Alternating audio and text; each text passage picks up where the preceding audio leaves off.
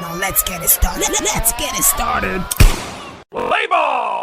After beating Manchester City in the weekend, Manchester United faced Spurs in the quarterfinal of the CARABAO CUP. They lost that game 4-3. It was the two goalkeepers were just doing nonsense. First was the Man U goalkeeper that was just conceding shots anywhere and rebounds everywhere. Then comes a Foster for Spurs that didn't know what he drank before that game. He just dashed Manchester United 2 goals in that game. Okay, guys, if you look at that game, I don't know what happened to Manchester United, but how many games in a row now they concede from set piece? They are not defending set, even though they play 3 at the back. In this game, they played 5 defenders actually, but see, they still concede 4 goals. I think that first, before we talk about this game, I think Amorim should first of all address this defense because somehow they keep conceding goals carelessly.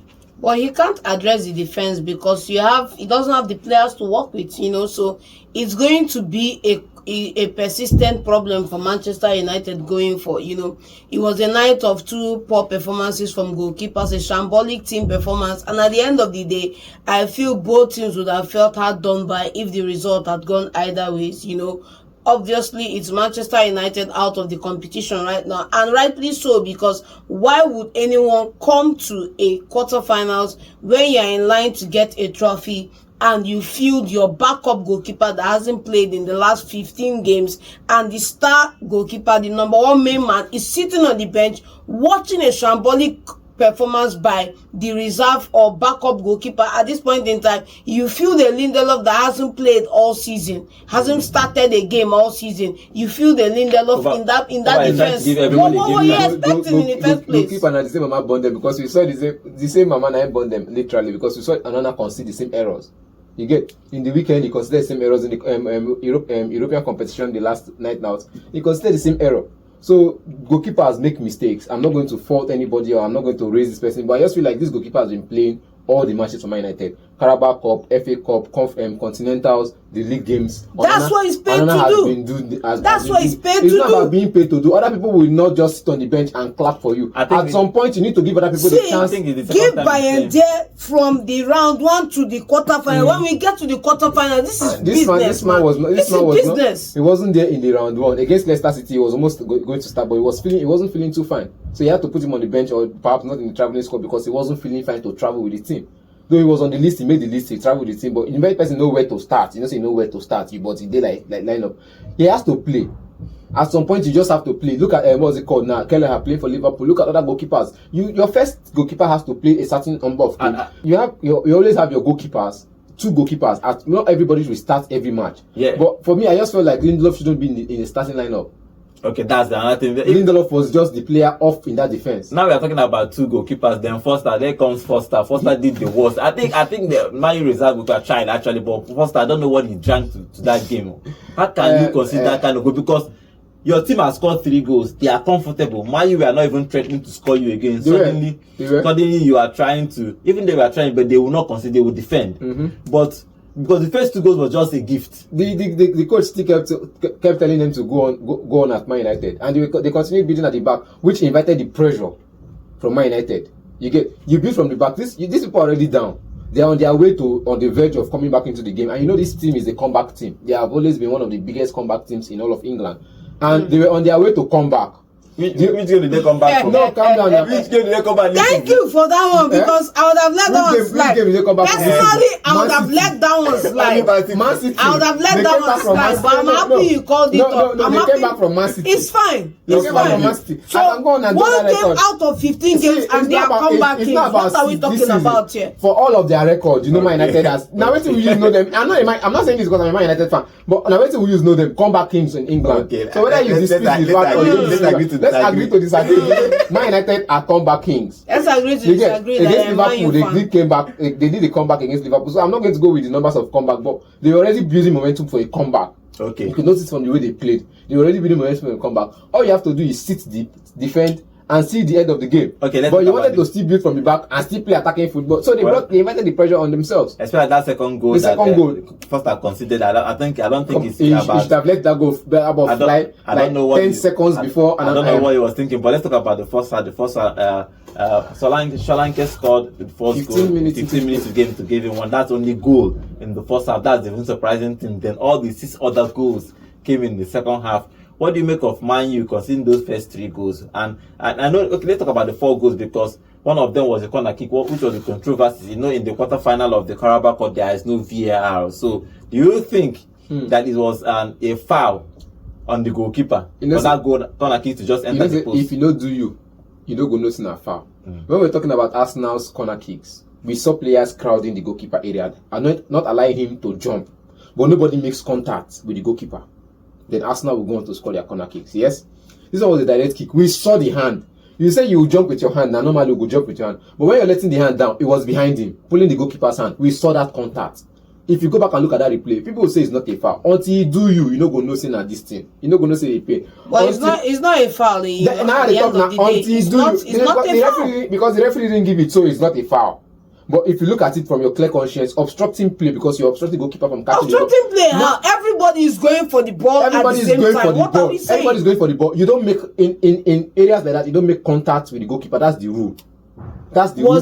No? There was contact. The question is, was the goalkeeper on the floor or in the air? It was on the air, and his hand was pulling. See, he's on the air. Both of them went for the ball. They are on the air. I've seen opportunities where a goalkeeper is diving to get the ball. The defender gets there before him and makes contact with the ball. Are you now going to tell me now that because the defender made contact first, that they should blow it in favor of the goalkeeper because you obstructed the goalkeeper? What are we saying? If the defender gets the ball first, you get. Now let's look at this. Now since you want to say it's not a foul, now let's look at the scenario where the goalkeeper wants to punch the ball.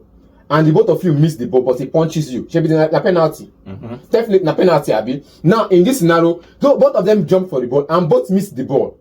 Understand the context. Both of them missed the ball. But this guy was found pulling the goalkeeper's hands down. Is that not a foul? Before or after he had missed the ball? Before he has missed Before or after? That's the question. The guy missed the ball and the goalkeeper was still in the chance of getting the ball. I think the issue with this particular one, because there is no VAR, referee will have to give, and sometimes some fouls are 50-50. So even if they review, I've seen games, for example, there is this particular game of Arsenal, I don't know what, I think it's Aston Villa, the corner kick actually went past Ramsdale, nobody touched it, and somebody was actually obstructing Ramsdale. They reviewed it, and the referee thought it was a 50-50 challenge for the goalkeeper, even though he was obstructing the goalkeeper. Do you understand? Even though, for me, I'm thinking about this foul. Thank you. Even if they review look at it. decide to give obstructing, you can obstruct the goalkeeper by resting on him.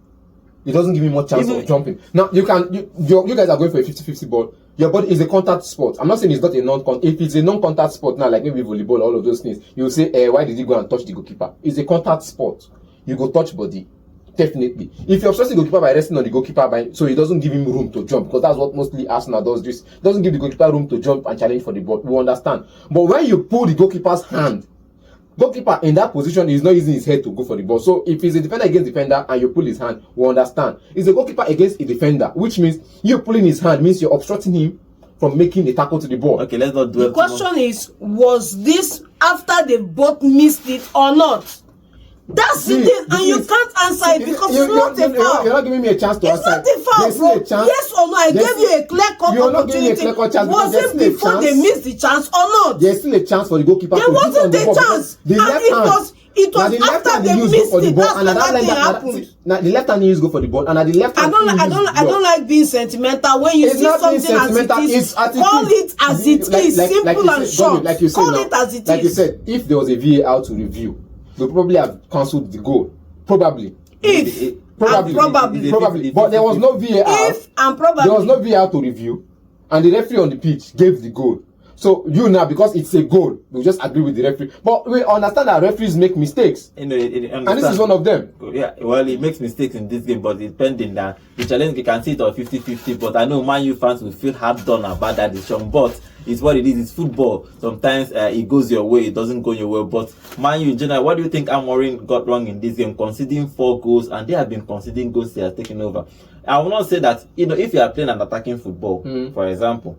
Like Angie is playing an attacking football, because he's playing attacking football, he's going to play high line. Definitely. Of course. That means he is bound to concede goals. But now Amorim is not even playing an attack in quotes. For now, they're not playing attacking football and are not playing a high line, and they are conceding goals, especially for set piece. What does he need to do, or should we just wait? He doesn't have the manpower to execute that strategy, start buying players. He doesn't have the manpower to execute this strategy. One. Two, the manpower available to the team are not up to par, even in the backwater leagues of somewhere in Semulumba. The players there are just rubbish. Come on, let me call it. So they have Licha, the Butcher, they have the Leeds, they have. What is the average height for a defender? Excuse me, what is the average height for a defender in the Premier League?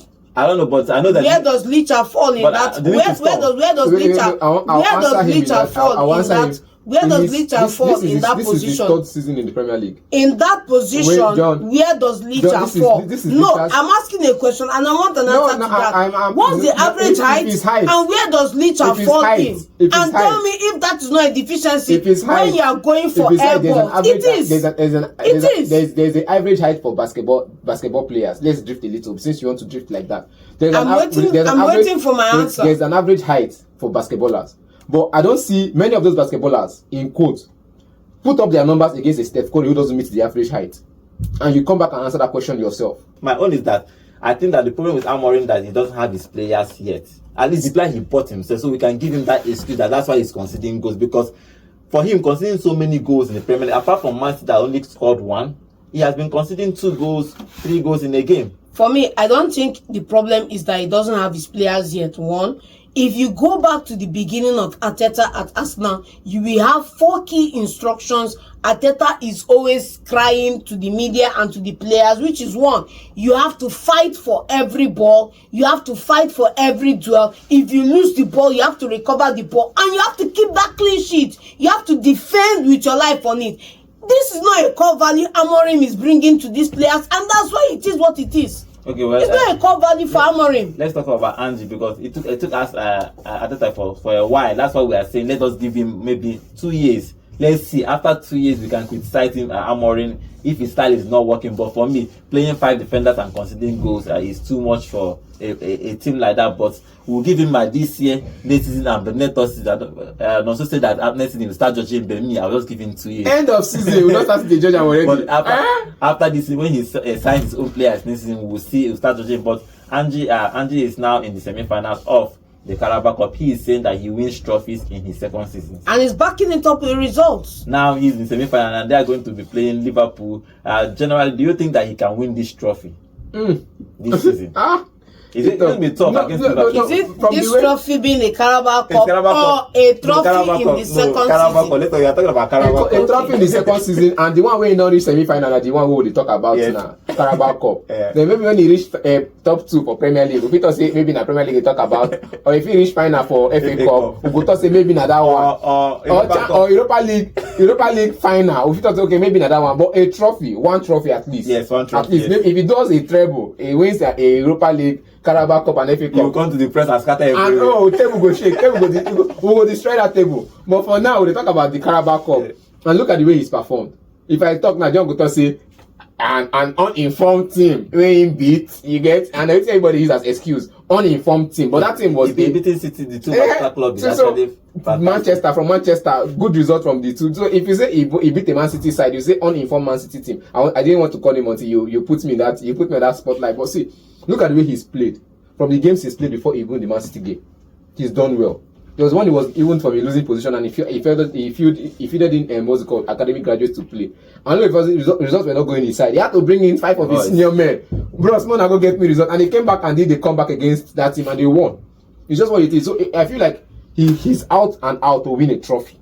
You get subs from last game sends a message. You're winning 3 goals to 2 at that time. He was winning 3 goals at the time he made that sub. He was winning 3 goals to 2, and he brought in a young defensive midfielder who can run, a workhorse, but he's a defensive midfielder. Now he took out who in that game? He took out James Maddison, and the instruction was, the commentator said something, and I'm going to quote him. He said for the past 15 minutes, James Maddison has not been on the ball. He's not made a touch on the ball. So for the past 15 minutes in that scenario, Man United has been on the ball, and he needed to defend. So he brought in a young defensive midfielder in Bergvall. So he can win Liverpool. Definitely, if he does his tactics well, if it goes on and this player does not get that argo.